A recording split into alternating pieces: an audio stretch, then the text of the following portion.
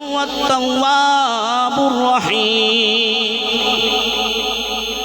عرش کے پائے پر لکھا ہوا دیکھا، مولا جو تیرے نام کے ساتھ نام ہے اس کا وسیلہ پیش کرتا ہوں۔ وسیلہ کون پیش کر رہا ہے؟ آدم علیہ السلام۔ معلوم ہو گیا وسیلہ بھی باب آدم نے پہلے ہی پیش کر دیا۔ آج وسیلے کی بات ہوتی ہے۔ حضرات ذی وقار، مولا اس مبارک نام کے صدقے سے میری توبہ قبول فرما، فتاب علیہ انہ هو التواب الرحیم۔ حضرات ذی وقار، آدم علیہ السلام کی توبہ میرے آقا صلی اللہ علیہ وسلم کی وسیلہ کے ساتھ ہوئی۔ آواز نہ کو سبحان اللہ،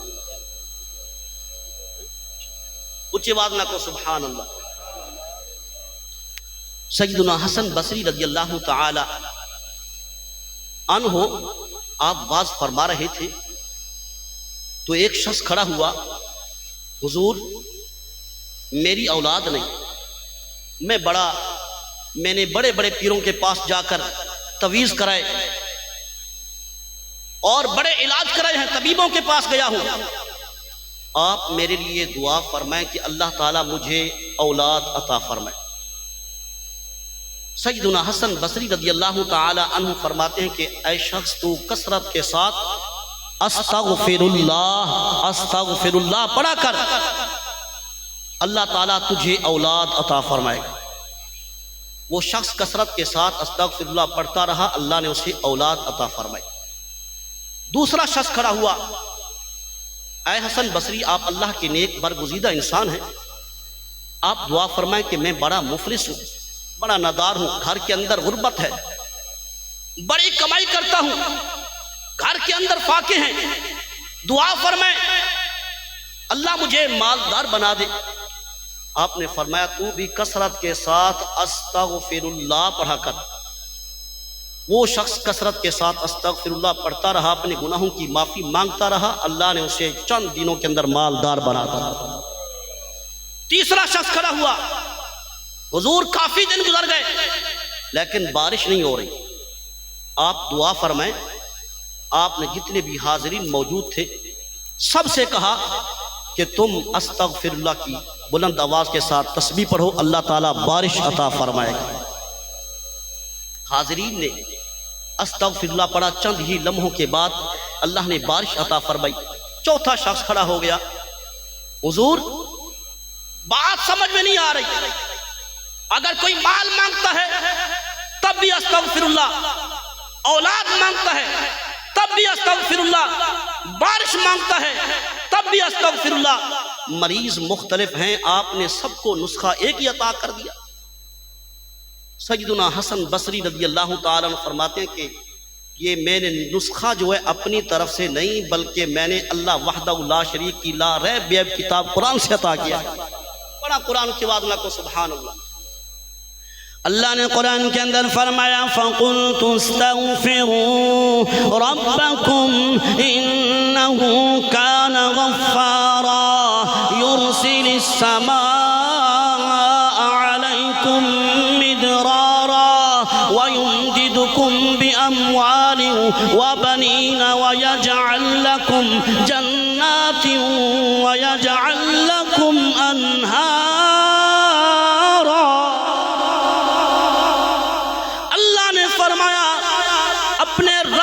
بخشش مانگو، اگر تم سے لغزش ہو جائے، کوئی گناہ ہو جائے، کوئی فسق و فجور ہو جائے، رب سے معافی مانگو، استغفر اللہ پڑھو، اللہ تعالیٰ بخشنے والا ہے۔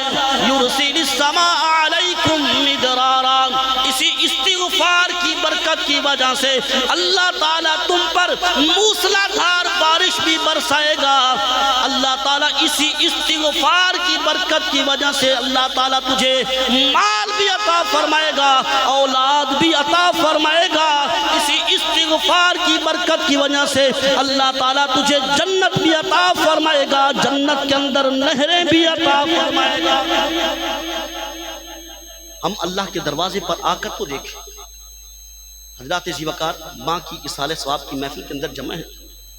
سیدنا ابو ہریرہ رضی اللہ تعالی عنہ سے روایت ہے، اذا مات الانسان انقطع عمله جس وقت انسان مر جاتا ہے اس کے اعمال بند ہو جاتے ہیں، الا من ثلاثۃ او من صدقۃ جاریہ، لیکن 3 چیزیں ایسی ہیں جو مرنے کے بعد بھی مرنے والے کو اس کا ثواب ضرور ملتا ہے۔ سرکار نے فرمایا من صدقۃ جاریہ، اس صدقہ سے مراد کوئی صدقہ ہے۔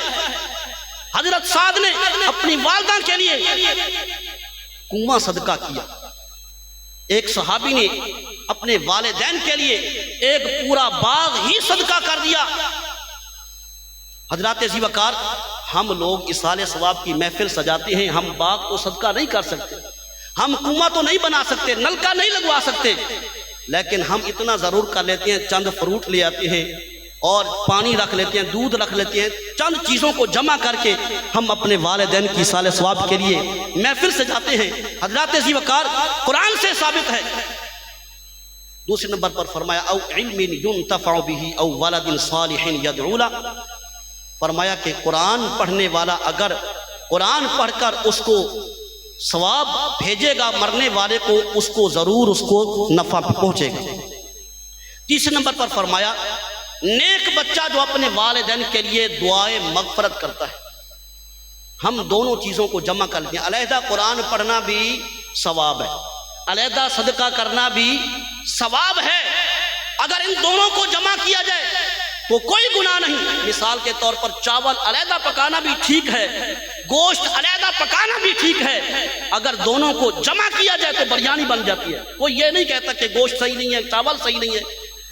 حضرات ذی وقار، جمع کر کے قرآن کو بھی جمع کیا جاتا ہے، اصالہ ثواب کیا جاتا ہے، یہ حدیث پاک سے ثابت ہے۔ سبحان اللہ۔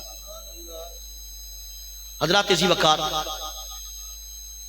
حضور صلی اللہ علیہ وسلم کی بارگاہ میں سیدہ عائشہ صدیقہ رضی اللہ تعالی عنہا عرض کرتی ہیں، یا رسول اللہ صلی اللہ علیہ وسلم، مرد حضرات غزوات کے اندر جاتے ہیں، اللہ کی راہ میں شہید ہو جاتے ہیں، یہ شہیدوں کا مہینہ ہے۔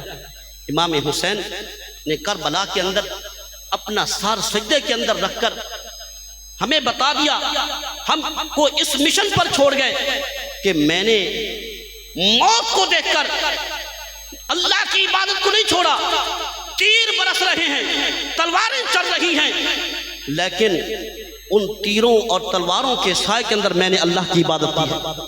یہ ہمیں مشن دے کر گئے سیدنا امام حسین رضی اللہ تعالیٰ عنہ۔ حضرات ذی وقار، کچھ بات نہ کو سبحان اللہ۔ حضور صلی اللہ علیہ وسلم نے ارشاد فرمایا، سیدنا ابو ہریرہ رضی اللہ تعالیٰ عنہ سے روایت ہے، فرماتے ہیں کلمتان حبیبتان الی الرحمن، 2 کلمے اللہ کو بڑے پسند ہیں، 2 کلمے اللہ کو بڑے پسند ہیں، خفیفتان علی اللسان، زبان پر ان دونوں کو پڑھنا آسان ہے، ثقیلتان فی المیزان، اگر ان کا نیکیوں کے اندر وزن کیا جائے تو نیکیوں کے اندر بھاری ہیں۔ وہ 2 کلمے کیا ہیں؟ سبحان اللہ و بحمدہ سبحان اللہ العظیم۔ جب بھی تمہیں موقع ملے تو یہ 2 کلمے لازمی پڑھ لیا کرو۔ سیدہ عائشہ صدیقہ رضی اللہ تعالیٰ عنہ سرکار کی بارگاہ میں عرض کرتی ہے، یا رسول اللہ صلی اللہ علیہ وسلم، مرد حضرات غزوات کے اندر جاتے ہیں، وہ شہید ہو جاتے ہیں، اللہ تعالیٰ شہیدوں والا انہیں رتبہ عطا فرماتا ہے، حیات ابدی مل جاتی ہے۔ حضرات ذی وقار، عورتیں گھر کے اندر رہتی ہیں، ان کے لیے بھی کوئی ارشاد فرمائیے۔ سرکار نے فرمایا، اے عائشہ سن، کوئی مرد ہو عورت ہو غزوات کے اندر بھی نہ جائے، لیکن روزانہ 20 مرتبہ موت کو یاد کرے۔ کتنی مرتبہ؟ 20 مرتبہ موت کو یاد کرے، اللہ تعالیٰ اسے شہیدوں والا رتبہ عطا فرمائے گا۔ حضرات ذی وقار، میرے آقا صلی اللہ علیہ وسلم کے غلاموں، ہم گناہ کر لیتے ہیں، لیکن ہم یہ نہیں سمجھتے کہ اللہ ہمارے قریب ہے۔ اللہ نے فرمایا وَنَحْنُ أَقْرَبُ إِلَيْهِ مِنْ حَبْلِ الْوَرِيدِ، اللہ فرماتا ہے میں تمہاری شارک سے زیادہ قریب ہوں، لیکن اللہ نظر نہیں آتا، رب نظر نہیں آتا، رب کو دیکھنا ہے۔ حضرات ذی وقار، اس کے لیے کوئی وسیلہ تلاش کرنا پڑے گا۔ مثال سے بات کو واضح کروں گا، دیکھیے ہم جس وقت اپنا چہرہ دیکھتے ہیں تو ہماری آنکھ ہمارے چہرے کے کتنے قریب ہے؟ کبھی اپنی آنکھ سے بھی کسی نے اپنا چہرہ دیکھا ہے؟ جب بھی کسی نے اپنا چہرہ دیکھا ہے تو اس کو آئینے کا سہارا لینا پڑا ہے۔ آئینہ اور شیشے کے اندر فرق ہے۔ شیشہ وہ ہوتا ہے جو آر پار نظر آئے، اور آئینہ وہ ہوتا ہے جو شکل و صورت کو روک لے۔ جب بھی ہم حضرات ذی وقار اپنی شکل و صورت دیکھتے ہیں تو ہم آئینے کا سہارا لیتے ہیں، تب ہمیں ہماری شکل نظر آتی ہے۔ اسی طریقے سے سمجھ لیجئے اللہ ہماری شہرت سے زیادہ قریب ہے لیکن نظر نہیں آتا۔ اگر رب کو دیکھنا چاہتے ہو تو مصطفیٰ کریم کا سہارا لینا پڑے گا۔ تو پیغام یہی ہے کہ خدا کے بندو، آج اماں اس دنیا سے چلی گئی، ہمیں پیغام دے گئی کہ میرے بعد تم نے دنیا کے اندر نہیں رہنا، تم نے بھی میرے پیچھے آنا ہے۔